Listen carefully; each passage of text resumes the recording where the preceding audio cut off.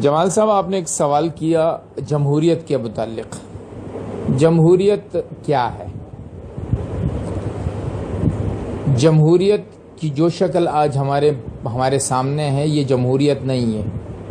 یہ تو ہمارے پرانے آقاؤں کا کچرا ہے جو وہ ہمارے پاس چھوڑ کے گئے ہیں، کہ ہر گندا آدمی اپنی گندگی سمیت اوپر آ سکتا ہے اور اپنی گندگی سے پورے ملک کو گندا کر سکتا ہے۔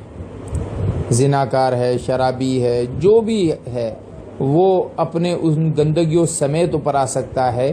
اس کو جمہوریت کا نام دیا گیا۔ یہ ہرگز جمہوریت نہیں ہے۔ جمہوریت کا مطلب کیا ہے؟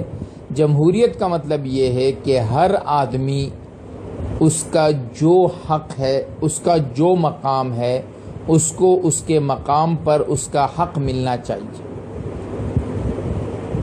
غریب آدمی کو اس کا حق ملنا چاہیے، امیر آدمی کو اس کی عزت ملنی چاہیے، عالم کو اس کا قدر ملنا چاہیے۔ حکمران بننے کے لائق جو لوگ ہیں ان کو حکمران بننا چاہیے۔ رعایا رہے، حکمران رہے۔ صحابہ کے سامنے حضور صلی اللہ علیہ وسلم کے انتقال کے بعد خلافت کا معاملہ آیا۔ سعد بن عبادہ رضی اللہ تعالیٰ عنہ انصار میں سے تھے۔ ابو بکر رضی اللہ تعالیٰ عنہ کو خبر ہوئی، عمر رضی اللہ تعالیٰ عنہ کو ساتھ لیا، عبدالرحمن بن عوف رضی اللہ تعالیٰ عنہ کو ساتھ لیا، ثقیفہ بن ساعدہ میں تشریف لے گئے۔ وہاں پر بات چلی، انہوں نے کہا جی ایک انصار میں سے خلیفہ، انہوں نے کہا جی اور ایک مہاجرین میں سے خلیفہ۔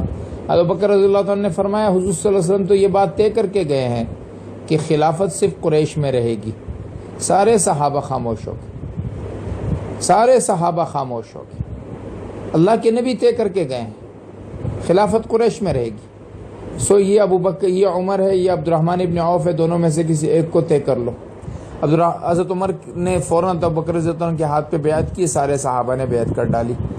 تو گویا کہ اللہ کے نبی نے خلافت اوپر کی قائدانہ صلاحیت اس کے لیے کچھ لوگوں کو مقرر کیا ہے۔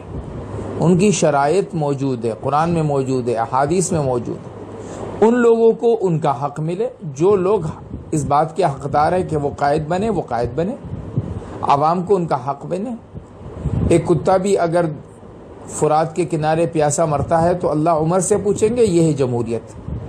یہ جمہوریت نہیں ہے جو آج ہمارے ہاں موجود ہے۔